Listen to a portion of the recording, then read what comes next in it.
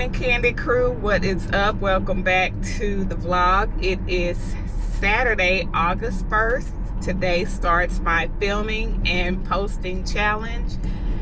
And we are up early because we are headed to the nail shop. It is 8:33 and my appointment is at 9. Hold on, let me fix this. My appointment is at 9. So we have got to skedaddle. Y'all, I'm a little excited today because I'm doing something that I haven't done in years in public. I am wearing some cutoff shorts. Girl, what? Yes, I have on some cutoff shorts. I don't really wear shorts. I probably haven't really worn shorts in public since I got pregnant and gained a lot of weight. And even though I lost weight over the years and it wasn't really that serious, I may wear some form of shorts, but it's definitely not my pre-hot girl, pre-pregnancy cutoff shorts like I'm wearing today. So your girl is back outside. Shout out to Zepbound, because we is back living our best life. But no, I made some cutoff shorts a couple of weeks ago. I made 2 pair because I was going to a little darty day party, as the kids call it, a darty. And I decided not to wear them at the time because they are some of my older jeans, so they were still a little big in the waist and in the butt area. But I'm just out today running errands, and I figured this will be something cool while I'm getting my pedicure, my legs massaged, and I'm gonna wear my cutoff shorts today and see how I feel about them. And right now, coming from the house to the garage or to my truck, I feel great. So we'll see how when I'm out and about prancing around in public with these legs out, honey, because the hams and the yams and the legs are out today. But yeah, we're gonna drive around a little bit, head to the nail shop. My manicurist has a private suite, so it's just her and I in there. I may try to film, I may not. I don't. Again, I'm a shy vlogger, so y'all have got to give me time to get used to filming in public. And with that said, I forgot my small mini handheld tripod. So if I'm gonna do this thing, I'm gonna have to get used to having my tripod with me and ready to go, which I've already forgotten, but we'll do better. But yeah, we're just gonna head out. I don't want to overtalk you guys this morning, so enjoy the sights, and I will see you guys back here later. Y'all, I stopped at this place over here after I got my nails done called the Coffee House Cafe. And I've been here a couple of times. The first time seemed like it was okay, but I think I was working off a hangover because the last 2 times I've been here, the food has not been good, and today it was not good. And why is breakfast so expensive? That was like, including tip, was like $32. And I'm just not impressed. The breakfast was garbage. I didn't even eat it.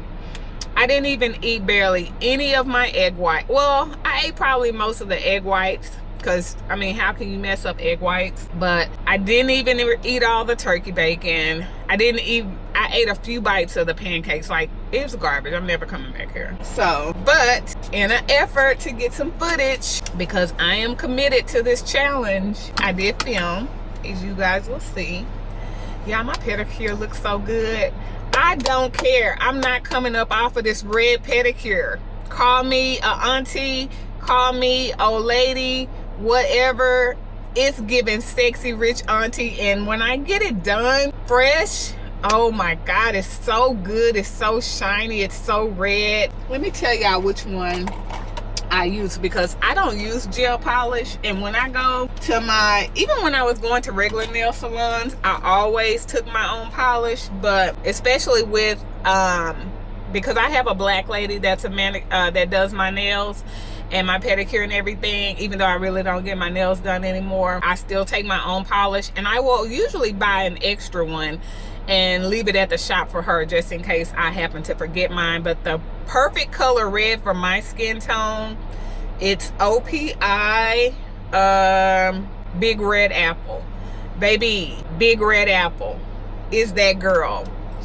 Yeah, I can't even say enough. I did forget to tell y'all when I was talking about the dermatologist also put me on doxycycline antibiotic for my skin and to help heal the breakouts for 2 months. So that and less products has been helping my skin greatly. But I got a few more errands to run. I need to go to the bank. I'm gonna tell y'all too about a way that I've been making money. Not really making money, but just if your company has like an Aflac or MetLife or anything like that where it pays you when you use your insurance in a certain kind of way, and most of the time that's gonna be when you have your annual physical routines and all of that. I get money back from that. Hold on, y'all, because she all up in the way.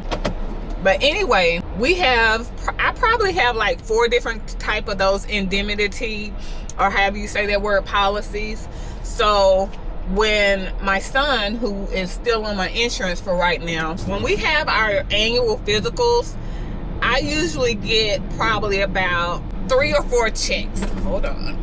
I probably get about 3 or 4 checks back from those 3 or 4 policies. And so normally each one of us will get, there's one policy that sends us a check for $75, and then there's another one that sends for $75, and then there's one that sends one for $100. So that's like what, $250 off of just our annual visits. So that's $250 for me, $250 for my son. That's $500 that I make back off of just using my insurance. Not only that, if we have any accidents or have to get any x-rays or anything like that, urgent care, emergency room visits, any of that kind of stuff, they pay out again. So if you have to go for any of the other things, then you get payouts for those too. So I actually make a little money. Just money back in my pocket. So if you have those type of extra indemnity policies and you're not using them, make sure you do. You're leaving money on the table. And luckily we have, I think, MetLife. I don't even have to file the claim. As soon as they see the claim go through, they'll just send me the check. I've actually got checks in the mailbox today. I've got one that I need to cash for $75. I've got a check in the mailbox for $75 and a check in the mailbox for $100, just because my son had routine lab work done. It triggered all of those checks. And at first I was like, is this right? And so I actually called them and they broke down to me how it's used. But at the time they were sending me all of these checks and I thought this is a mistake and I didn't want to cash them. But once they broke it down to me, baby, I was all at the bank, quick, fast, and hurry, cashing those checks.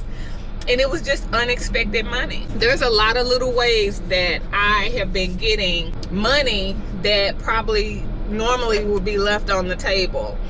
I don't know about y'all, but when I get those settlements when I get notices for those settlements of data breaches and all that kind of stuff, I didn't used to, but I do now. I file those claims.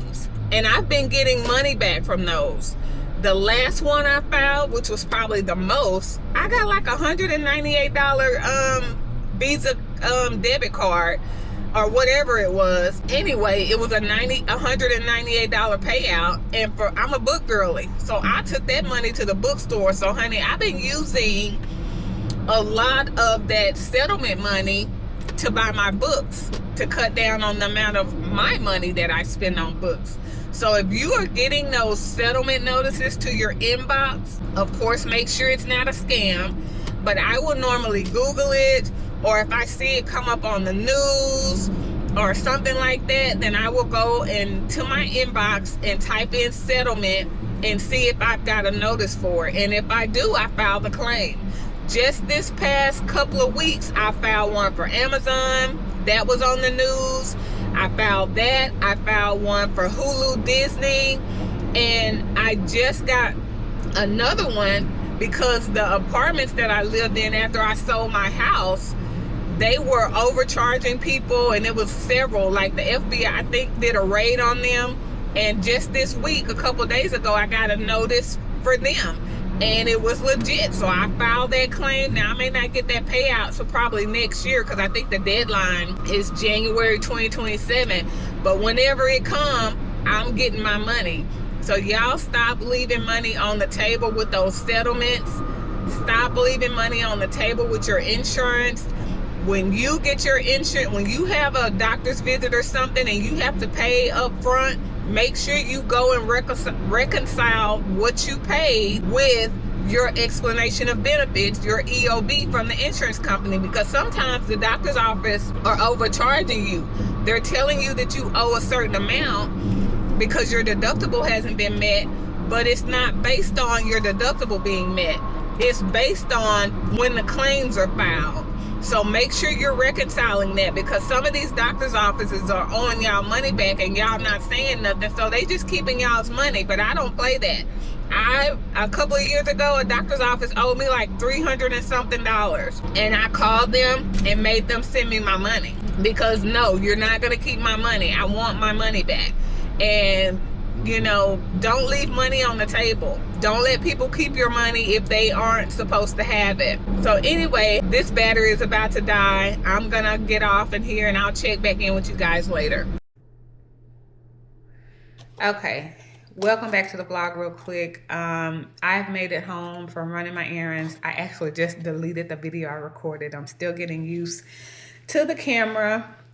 But I wanted to show you guys, because I told you last night that I had a delivery for Zepbound, my GLP1 coming today. So I wanted to show you what it looks like. I've already taken it out of the box.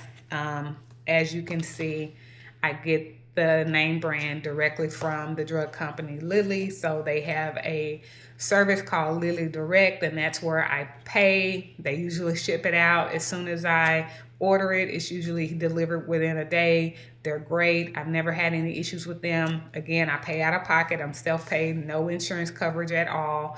And that's fine with me, because I wanted the one that I wanted.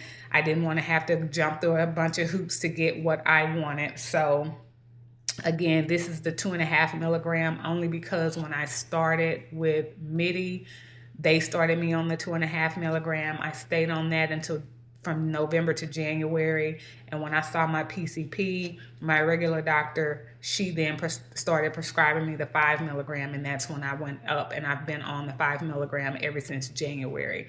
Now, sometimes I will go back down to the 2.5, or I'll take a lesser dosage if I feel like I need to give my system a break, or if I feel like I've kind of just want to relax a little bit. Then I have gone back down to the 2.5 milligram a couple of times, and my doctor was perfectly fine with that.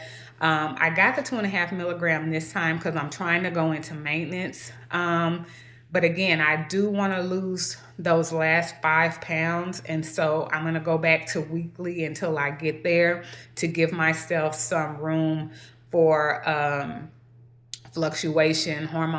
fluctuations. And, you know, women, our bodies are constantly changing and all of that. So I am going to go back on weekly until I reach my stopping point, which is 175, and that gives me a fluctuation in there.